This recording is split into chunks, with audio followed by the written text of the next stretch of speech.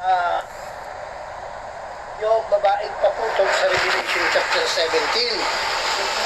Yan. So, ang sabi rito sa Revelation chapter 17, mga kapatid, at dumating ang isa sa 7 anghel na may 7 mangkok at nagsalita sa akin na nagsasabi, pumarito ka, ipakikita ko sa iyo ang hatol sa bantog na patutot na nakaupo sa maraming tubig. Yan. Na siyang pinakaatiran ng mga hari sa lupa at ang mga nananahan sa lupa ay nalasing sa alak ng kanyang pakikiapit. Sa verse 3, at ako'y kanyang dinalang nasa espiritu sa isang ilang at nakita kong isang babae na nakasakay sa isang hayop na pula na puno ng mga pangalang tumusong na may 7 ulo at 10 sungay.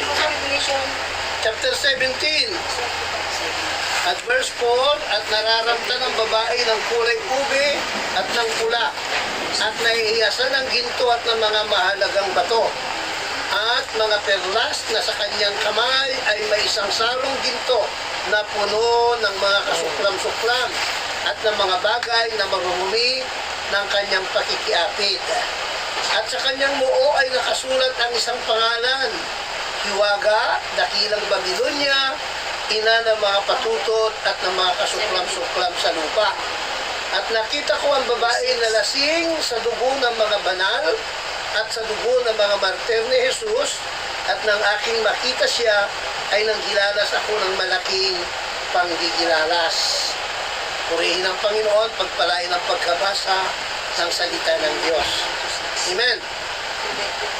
So dito po makita po natin, mga kapatid, ang nakita po ni John Divine sa kanyang pangitain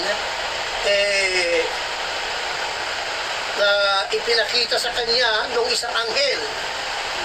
Isa doon sa mga anghel na may hawak-hawak ng 7 mangkok. Ito po yung mangkok na pag idinuho sa lupa, sari-saring salot ang bumabagsak sa lupa. Diba? Yung 7 mangkok. So, dito po, yan po yung magaganap sa Great Tribulation period. Yung isa roon sa mga anghel ay nagkipag-usap kay John the Divine. At ang sabi, mga kapatid, ay pumarito ka, kanya, at ipapakita ko sa iyo ang hatol sa bantog na patutot na nakaupo sa maraming tubig. Bantog na patutot